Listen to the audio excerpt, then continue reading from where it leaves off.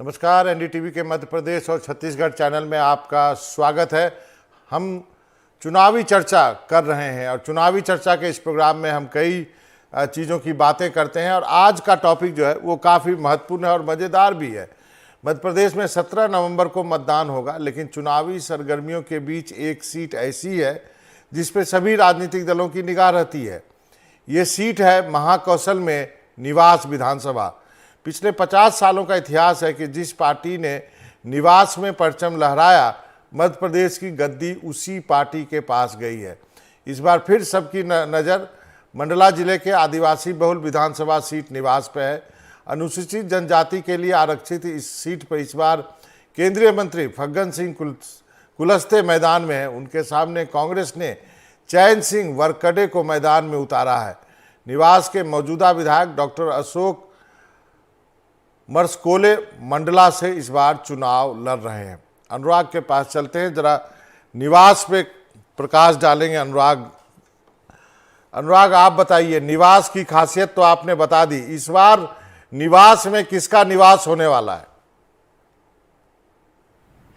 बाबा, आप भी बेहतर जानते हैं कि ऐसी सीटों को अंग्रेजी में बेलवेदर सीट्स कहते हैं। और ये हम नहीं कह रहे, आंकड़े पिछले 50 सालों से 1977 में जब यहाँ पर जनता पार्टी के विधायक बने और कैलाश जोशी मुख्यमंत्री बने थे, और उसके बाद 1980 में कांग्रेस के दलपत सिंह उइके ने सीट छीनी और कांग्रेस की सरकार बनी। फिर 1985 में कांग्रेस के दयाल सिंह तुमराची विधायक बने और फिर कांग्रेस की सरकार बनी। 1990 में पहली बार यहाँ से फग्गन सिंह कुलस्ते जीत करके आए और मध्य प्रदेश में बीजेपी की सरकार बनी, लेकिन 93 में बीजेपी से सत्ता कांग्रेस ने छीन ली और ये सीट भी चली गई। और फिर 1998 में कांग्रेस के सूरत सिंह मरावी ने ये सीट जीती और कांग्रेस फिर से सत्ता में आई। 2003 से यहाँ से फग्गन सिंह कुलस्ते के भाई राम प्यारे कुलस्ते 3 दफ़ा विधायक रहे और तीनों दफ़ा बीजेपी की सरकार बनी। लेकिन 2018 में जो कांग्रेस के डॉक्टर अशोक मरसकोले हैं, उससे राम प्यारे कुलस्ते चुनाव हार गए। बीजेपी को भी सत्ता गंवानी पड़ी। ये और बात है कि 15 महीने बाद बीजेपी सत्ता में लौट आई। सिंधिया गुट के विधायकों ने पार्टी छोड़ दी और उसके बाद सारा इतिहास है। तो ये बड़ा मज़ेदार वाक़या है और यही कुछ ऐसा ही कुछ तस्वीर बनाती है बेलवेदर सीट्स। तो ये तय हो गया है पिछले लगभग 50 सालों में कि जिसने निवास की सीट जीती है मध्य प्रदेश की विधानसभा में बतौर सत्तारूढ़ दल, बतौर मुख्यमंत्री, उसी ने निवास किया है। बाबा, तो इस बार बीजेपी ने यहाँ पे उम्मीदवार क्यों बदला है, क्यों जो है ये सीट चेंज की है, और कांग्रेस ने भी? देखिए, 2 वजह हैं। यहाँ पर डॉक्टर अशोक मरसकोले जो कांग्रेस के उम्मीदवार हैं, उनको मंडला शिफ्ट कर दिया गया है और बीजेपी ने अपने केंद्रीय मंत्री फग्गन सिंह कुलस्ते को यहाँ से उतारा है। फग्गन सिंह कुलस्ते के भाई 3 दफ़े यहाँ से विधायक रह चुके हैं, खुद फग्गन सिंह कुलस्ते भी यहाँ से विधायक रहे हैं।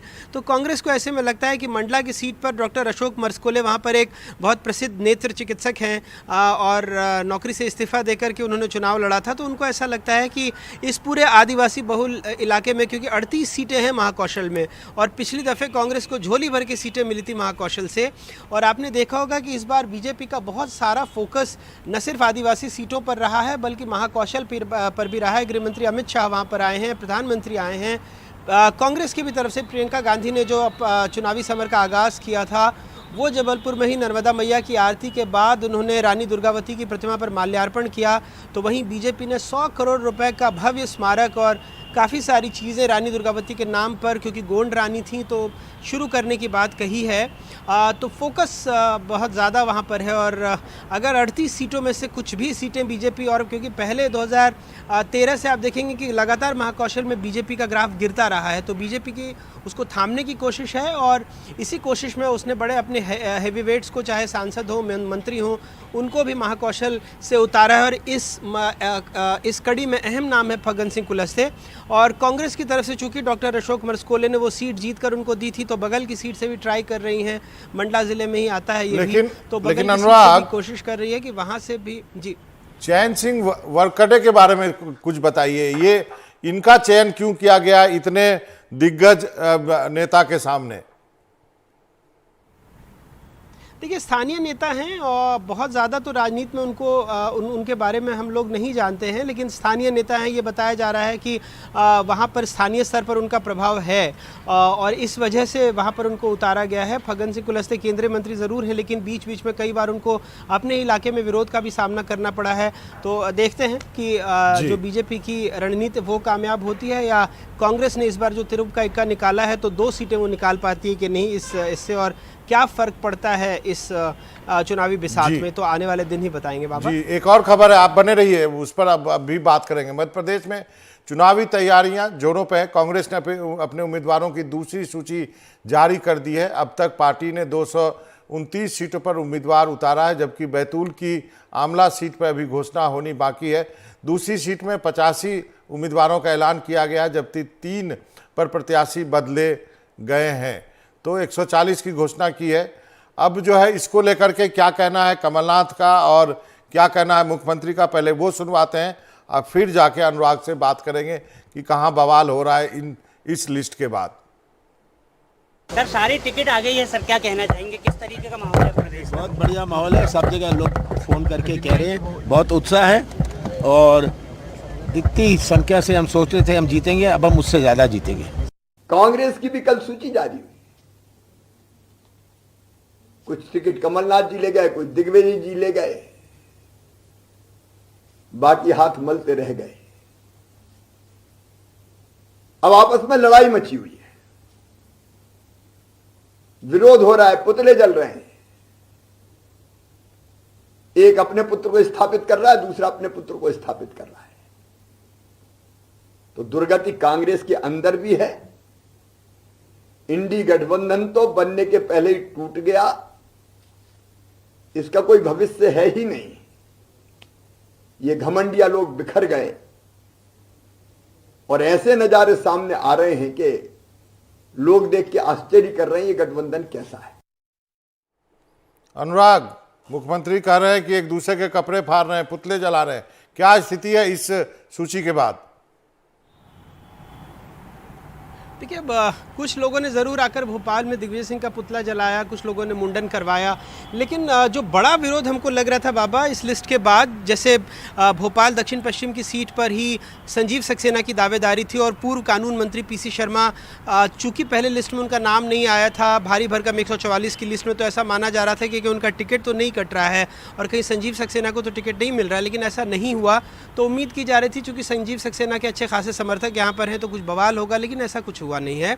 थोड़ा बहुत विरोध हो रहा है। तो आमतौर पर माना जा रहा है कि कांग्रेस की पहली लिस्ट अच्छी थी, दूसरी लिस्ट थोड़ी कमज़ोर ज़रूर है, लेकिन जिस तरह बात कही जा रही थी, क्योंकि 3 जिन विधायकों को जिन उम्मीदवारों को टिकट दे दिए गए थे उनके भी टिकट वापस काट दिए गए हैं। जैसे दतिया से अवधेश गोस्वामी, ये पूर्व आरएसएस के वहाँ पर नेता रहे हैं, उनको टिकट दिया गया था गृह मंत्री डॉक्टर नरोत्तम मिश्र के सामने, और जो राजेंद्र भारती 3 दफ़े चुनाव हार चुके हैं उनका टिकट काटा गया था, तो उनको दोबारा से टिकट दे दिया गया है। जो बार बार रघुवंशी की टिकट को लेकर हंगामा था कि उनको शिवपुरी से टिकट क्यों नहीं दिया गया, तो चर्चा ये चल पड़ी थी कि जो 6 दफ़े के विधायक हैं केपी सिंह कक्काजू, उनको वहाँ से टिकट दिया जा सकता है और जो जिनको पिछोर से टिकट दिया गया उनका टिकट कट सकता है। तो ऐसा वहाँ हुआ, लेकिन जो केपी सिंह कक्काजू का टिकट है वो बरकरार रखा गया है। और साथ ही साथ जो एक बहुत मज़ेदार वाक़या ये भी है कि बीजेपी के 2 बड़े नेता हैं, एक जो अभी मौजूदा स्पीकर हैं गिरीश गौतम, उनका भतीजा उनके सामने कांग्रेस ने टिकट दिया है पद्मेश गौतम को, और सागर की सीट से जो 3 दफ़े के विधायक हैं शैलेंद्र जैन, उनकी रिश्तेदार को नीलम जैन को कांग्रेस ने टिकट दिया उनके सामने। कुछ महीनों पहले ही बीजेपी से जो कांग्रेस में 5 बड़े नेता गए हैं, भंवर सिंह शेखावत सहित, उन सबको टिकट दे दिया गया है। पूर्व मुख्यमंत्री कैलाश जोशी के बेटे और पूर्व मंत्री दीपक जोशी, जिन्होंने कांग्रेस का दामन थामा था, उनको भी खातेगांव से टिकट मिल गया है। तो थोड़ा बहुत विरोध हो रहा है, लेकिन ऐसा बहुत बड़ा कोई कांग्रेस में भी अभी तक तो विरोध की तस्वीरें सामने नहीं आई हैं। एक और रिपोर्ट है, उस पर भी चर्चा करेंगे। विधानसभा चुनाव से पहले एडीआर ने रिपोर्ट जारी की है। एमपी के 230 विधायकों में से 93 के खिलाफ आपराधिक मामले हैं, तो कुल 186 विधायकों की संपत्ति 1 करोड़ से ज़्यादा है। अनुराग, बिहार यूपी के मामले में तो आपका राज्य जो है वो आपराधिक मामलों में तो ठीक लग रहा है, 230 में से 93 तो अच्छी अच्छी खबर है, लेकिन 186 विधायकों की संपत्ति 1 करोड़ से ज़्यादा, हालांकि दक्षिण के राज्यों से तुलना करें तो ये पीनट है, मूंगफली है, लेकिन फिर भी 1 करोड़ से ज़्यादा संपत्ति वाले लोग हैं करीब 186 विधायक। बाबा मज़ेदार बात तो ये है कि अगर आप पिछले 5 सालों में 2013-2018 की तुलना करें तो 105% की वृद्धि है।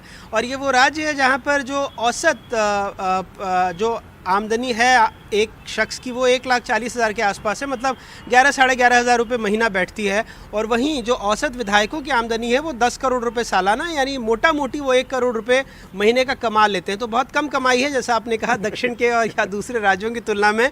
लेकिन अगर मध्य प्रदेश में प्रति व्यक्ति आय से इसकी तुलना करेंगे तो आपको समझ में आएगा कि इस गरीब प्रदेश के जो माननीय हैं वो कितने रईस और कितने अमीर हैं। और बड़ी बात यह है कि साल दर साल उनकी संपत्ति में इजाफा ही हुआ है, वो कम नहीं हुई हैं। इस सूची में जो सबसे अमीर विधायक हैं वो कांग्रेस से बीजेपी में आए पूर्व मंत्री संजय पाठक हैं, जो उनका खनन का बड़ा कारोबार है। और जो छठे नंबर पर मौजूद जो पूर्व मुख्यमंत्री कमलनाथ हैं, और 7 करोड़ की संपत्ति के साथ शिवराज सिंह चौहान जो मध्य प्रदेश के मुख्यमंत्री हैं, उनका नाम बहुत पीछे है। जी अनुराग, इन तमाम जानकारी के लिए शुक्रिया आपका। और आगे बढ़ते हैं, अब बात कर लेते हैं मध्य प्रदेश विधानसभा चुनाव में जो है अब बीजेपी ने अब तक 136 नामों का ऐलान किया है। बाकी बची 94 सीटों पर मंथन लगातार जारी है। आज बीजेपी में केंद्रीय चुनाव समिति की बैठक है, जिसमें प्रधानमंत्री भी उसमें शामिल होंगे। करीब अब से थोड़ी देर बाद, आधे घंटे बाद जो है ये बैठक शुरू होगी। शिवराज सिंह चौहान सीएम समेत कई बीजेपी के नेता जो है दिल्ली में हैं यहाँ पर। इसके पहले जो है बीजेपी अध्यक्ष के घर पर एक कोर ग्रुप की बैठक भी हुई है। रवीश रंजन के पास चल सकते हैं। रवीश, बताइए, क्या आज सारे नाम क्लियर हो जाएंगे? रवीश से संपर्क नहीं हो रहा है, तो हम इस मीटिंग पर जो है अपनी निगाह रखेंगे और उम्मीद करते हैं कि जो है बीजेपी जो है अपने बाकी नामों पर जो है उसकी घोषणा कर देगी।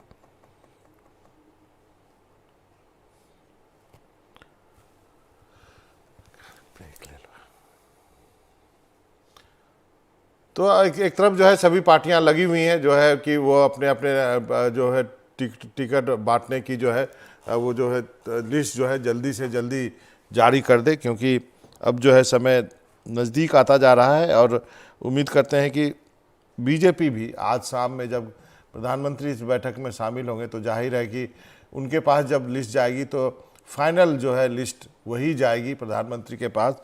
और क्योंकि उसके पहले जो कोर ग्रुप की मीटिंग हुई है उसमें अधिकतर नाम जो है वो तय कर लिए गए होंगे।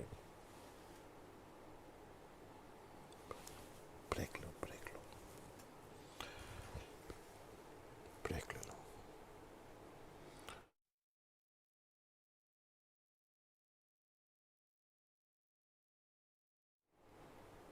तो ये बीजेपी की मीटिंग की बात थी। और अभी एक छोटा सा ब्रेक लेते हैं।